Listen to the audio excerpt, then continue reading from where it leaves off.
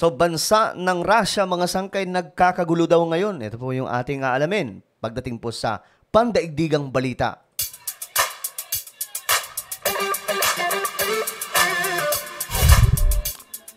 Hello guys, what's up? Magandang oras po sa inyong lahat. Dito na naman po tayo sa panibagong nating topic patungkol po sa mga pandaigdigang balita na nagaganap ngayon. At ito ngang Russia ngayon, mga sangkay, di umano, mayroong nagaganap na kaguluhan, mga sangkay, dahil nga po dito sa isang number 1 na kritiko, di umano, ni Putin, na bigla na lamang daw po, ewan ko kung pinatumba o bigla na lang pumano, mga sangkay. Ngayon, marami po sa mga international leaders ang nagsalita against Putin, but we know naman na itong si Putin ay hindi po magpapaano yan, hindi po magpapatinag. Ganyan po katapang ang taong yan. Pero maliban po sa world leaders or NATO or mga bansa sa ibang dako ng Western, itong mga tao doon sa Russia, nagsasalita na rin po, mga sangkay, against the government. May mga sinasabi na rin at nagkaroon po ng mga demonstration. So, ito po yung ating aalamin ngayong ano nga ba talaga ang sitwasyon. But before we start, guys, paki-subscribe po muna yung ating YouTube channel, no? Sa mga nanonood dito sa YouTube, okay? Huwag niyong kalilimutan na i-subscribe. Makikita niyo po yung subscribe button sa iba. Okay? Pindutin niyo lamang po yan. Tapos pindutin niyo rin po yung bell at pindutin niyo rin po yung all. At kung kayo naman po ay nanonood sa Facebook, huwag niyo rin pong kalilimutan na i-follow ang ating Facebook page. Eto guys, napaka-interesting nito sa mga mahihilig ng world news dyan. Okay? Ito kasi ang balita. Ito po yun. Yung marami pong questionableng pangyayari ngayon tungkol po sa taong ito, mga sangkay. Ito po yung matinding kalaban ni Putin. Na ang nangyari, itong taong to ay nilagay po sa rehas para lamang po hindi makapagsalita. At marami na daw pong nakabangga si Putin na pinabagsak sa mga nakaraang panahon pa, mga sangkay. At ito po yung latest. Okay? Latest. And hindi ko alam kung napanood nyo yung isa kong video nakaraan, mga sangkay. Isa rin po sa kalaban ni Putin, ang nakasakay sa eroplano, bigla na lamang pong boom. Alam nyo na, ang nangyari, bumagsak. At syempre, wala na naman pong ebidensya, pero marami pong nagsasabing si Putin po ang may gawa nun. Ayon po dito, allies of Russian opposition leader Alexei Navalny are demanding, okay, that Russian authorities release his body to his mother and lawyer, claiming it is being deliberately withheld. Russian authorities announced Navalny died in an Arctic prison camp on Friday. Ngayon, mga sangkay, ang nagulat ako kasi yung katawan po pala niya ay hindi pa po naibigay. Ewan ko kung ibibigay ito, mga sangkay, kasi hawak po ng authorities ng Russia. At itong Russia, pinamumunuan po ng strongman leader Vladimir Putin. At alam naman po natin, kung strongman si Putin, ibig sabihin, lahat po ng nasa government niya, mga sangkay, kontrolado niya. No? Ngayon, itong taong to ngayon ay gustong makuha, mga kaalyado daw po ng Russian opposition. Ito po yun. Ito po yung opposition. Nagde-demand daw po sa authorities ng Russia na ilabas yung katawan para magkaalaman na anong mayroon, paano ito nadali. No? After expressing skepticism over whether he died, Navalny's team confirmed his death, alleging the 47-year-old was ayun na nga, mga sangkay. Ito. Yung sinasabi po nila na hindi naman po talaga nawalan po ng buhay ang taong to ng ganun-ganun na lamang. Mayroon daw pong gumawa talaga neto. At ang kanila pong naiisip dito, walang ibang may gawa dito kundi itong si Vladimir Putin.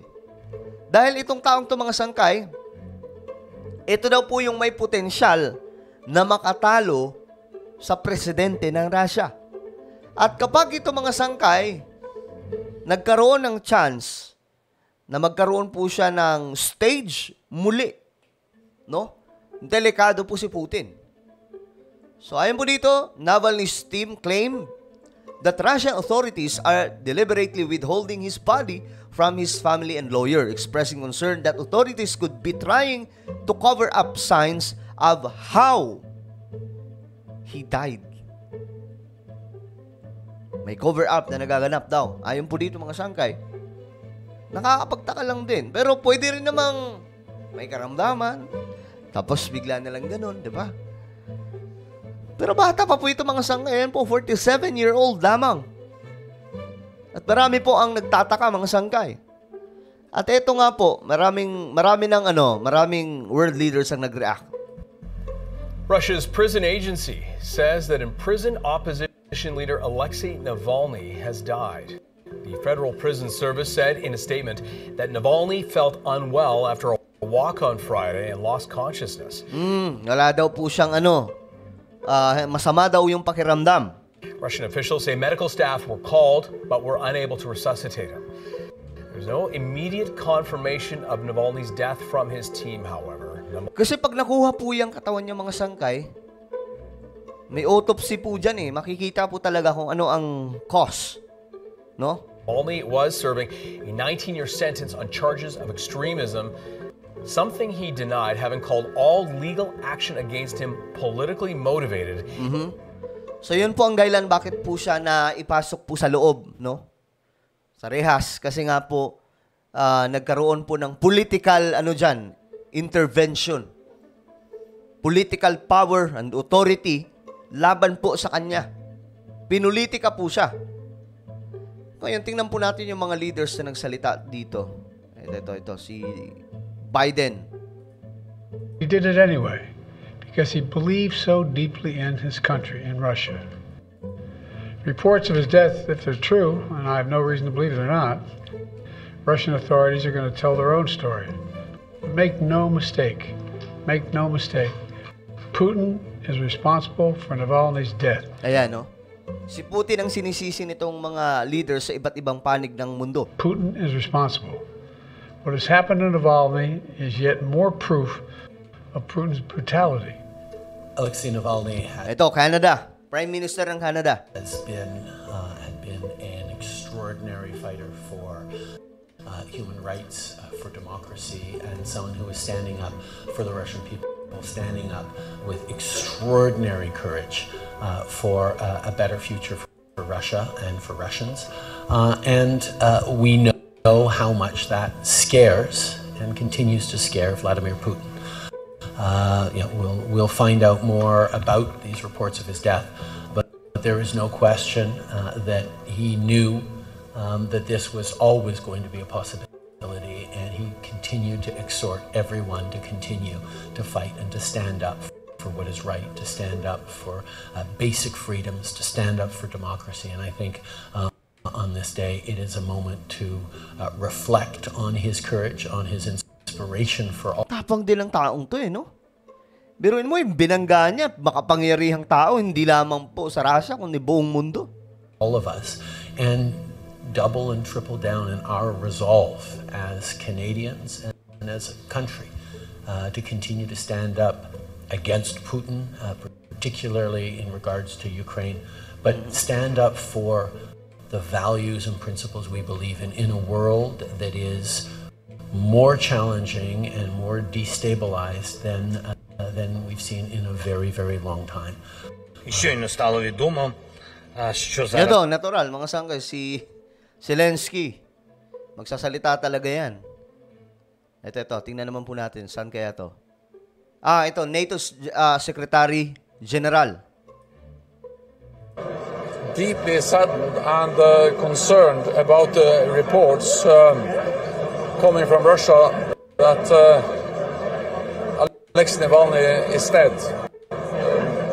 All the facts has to be established, and Russia has serious questions to answer.